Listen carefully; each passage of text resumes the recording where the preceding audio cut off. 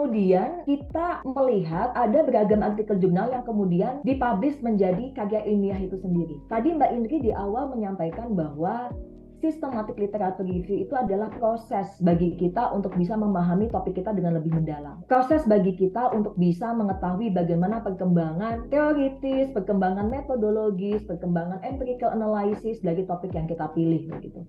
Lalu kenapa Mbak Indri ada banyak sekali belakangan lihat artikel jurnal atau karya ilmiah begitu ya, yang mereka menggunakan metode SLR dan kemudian dipublish as it is gitu. Dan metode systematic literature review kemudian tumbuh menjadi karya ilmiah itu sendiri. Nah, ini logikanya seperti apa? Teman-teman, seperti yang kita tahu, membaca artikel jurnal yang banyak itu kan suatu tantangan ya. Very time consuming process. Misalnya saya, let's say kalau saya baca, waktu saya publish satu artikel jurnal dengan menggunakan metode systematic literature review, jumlah artikel jurnal yang saya masukkan itu ada 470 kalau nggak salah.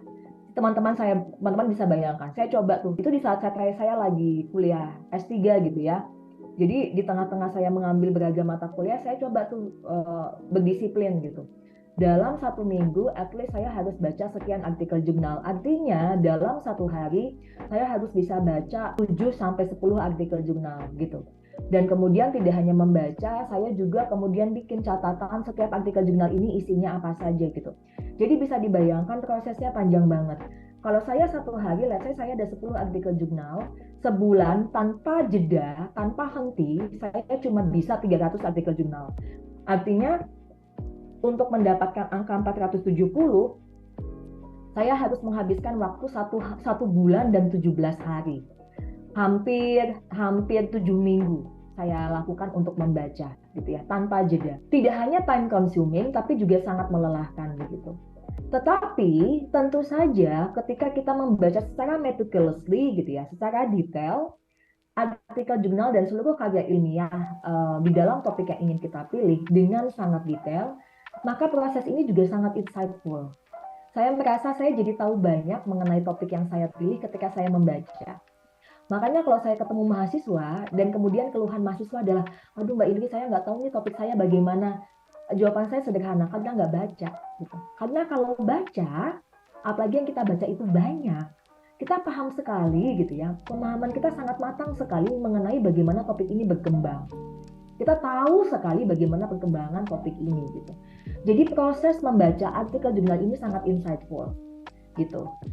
Nah, karena prosesnya sangat challenging dan di dalam proses ini juga kita jadi tahu banyak mengenai perkembangan topik ini, kok kayaknya sayang ya proses berbulan-bulan yang kita lakukan hanya menjadi bagian dari karya ilmiah kita, hanya menjadi bagian dari tesis atau hanya menjadi bagian dari disertasi. Kayaknya sayang banget gitu. Padahal proses yang kita lakukan ini kan sangat detail, kita melihat perkembangan dari beragam elemen, dari beragam aspek, dari beragam sisi gitu. Nah, karena prosesnya sangat insightful dan prosesnya sangat time consuming, maka kemudian banyak scholar atau peneliti yang berpikiran kenapa ya nggak saya publish tulisan saya mengenai saya melakukan review atas topik ini dan apa saja temuan yang saya dapatkan gitu. Jadi banyak peneliti kemudian punya ide, punya inisiatif, ya sudahlah saya coba dokumentasikan apa saja review yang saya lakukan atas literatur yang ada, atas karya ilmiah yang ada, apa saja pola yang saya temukan, apa saja penjelasan saya mengenai kenapa pola ini muncul, dan juga analisis saya, kalau pola yang muncul seperti ini, maka kemudian apa impact-nya terhadap pengetahuan begitu ya. Jadi daripada ini hanya terbuang sia-sia proses ini dan hanya menjadi bagian dari karya ilmiah, kenapa nggak saya publish sebagai karya ilmiah itu sendiri gitu. Nah, inisiatif ini yang kemudian mendorong banyak sekali peneliti pelan-pelan juga mulai mengikuti pola yang sama. Dan ternyata dari beragam publikasi yang sudah saya lakukan, sitasi yang paling banyak saya dapatkan itu adalah dari sitasi publikasi saya dengan menggunakan metode systematic literature review. Jadi banyak banget sitasi saya, ratusan gitu. Dari tahun 2017 sampai sekarang, ada juga yang dari tahun 2019 sampai sekarang, 2020 sampai sekarang dapatnya tuh ratusan gitu ya. Banyak banget yang mensitasi.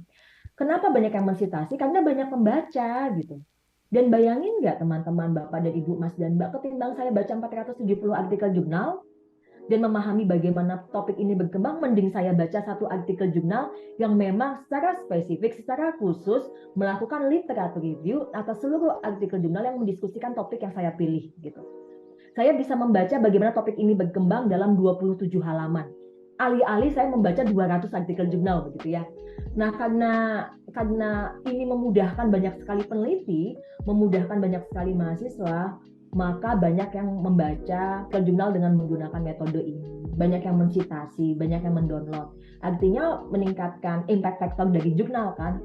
Inilah alasan mengapa kemudian banyak sekali editor jurnal sekarang mulai menerima, mulai terbuka dengan manuskrip-manuskrip artikel jurnal yang menggunakan metode systematic literature review.